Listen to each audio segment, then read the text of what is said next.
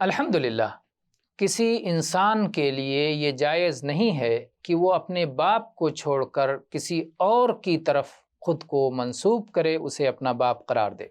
اس سلسلے میں یزید ابن شریک ابن طارق روایت کرتے ہیں کہ میں نے علی رضی اللہ عنہ کو ممبر پر خطبہ دیتے ہوئے سنا۔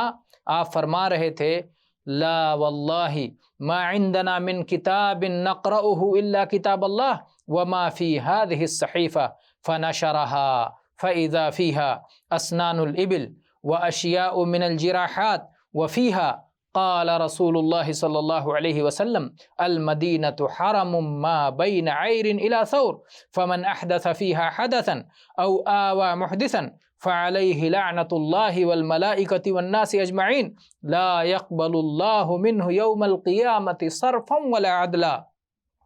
ذمة المسلمين واحدة يسعى بها أدناهم فمن أخفر مسلما فعليه لعنة الله والملائكة والناس أجمعين لا يقبل الله منه يوم القيامة صرفا ولا عدلا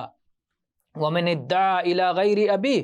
أو انتمى إلى غير مواليه فعليه لعنة الله والملائكة والناس أجمعين لا يقبل الله منه يوم القيامة صرفا ولا عدلا۔ اللہ کی قسم ہمارے پاس کوئی اور کتاب نہیں جسے ہم پڑھتے ہوں سوائے اللہ کی کتاب کے اور ان احکام کے جو اس صحیفے میں ہیں۔ آپ نے اس صحیفے کو پھیلایا تو اس میں دیت کے اونٹوں کی عمریں اور کچھ زخموں کی دیت سے متعلق احکام موجود تھے،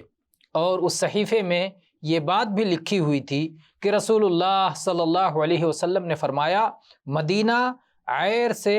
ثور تک حرم ہے، جس نے اس میں کوئی بدعت ایجاد کی یا کسی بدعتی کو ٹھکانہ دیا تو اس پر اللہ کی، اللہ کے فرشتوں کی اور تمام لوگوں کی لعنت ہے، اور اللہ تعالیٰ قیامت والے دن ایسے شخص کی فرض عبادت قبول کرے گا اور نہ ہی نفل۔ اور اس میں یہ بھی لکھا ہوا تھا کہ مسلمانوں کا عہد ایک ہے جس کے ساتھ ان کا ایک ادنا آدمی کوشش کرتا ہے، جس نے کسی مسلمان کے عہد کو توڑ دیا تو اس پر اللہ کی، اللہ کے فرشتوں کی اور تمام لوگوں کی لعنت ہے۔ اللہ تعالیٰ قیامت والے دن ایسے شخص کا فرض اور نفل کوئی عبادت قبول نہیں کرے گا۔ اسی طرح سے اس میں یہ بھی لکھا تھا کہ جس شخص نے اپنے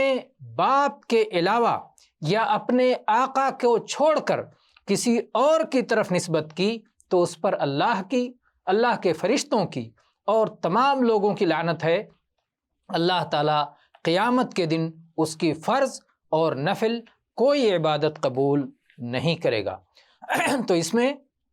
بڑی وضاحت سے علی رضی اللہ عنہ نے یہ بات بیان فرمائی کہ جو شخص اپنے والد کے سوا یا اپنے آقا کے سوا کسی اور کی طرف نسبت ظاہر کرے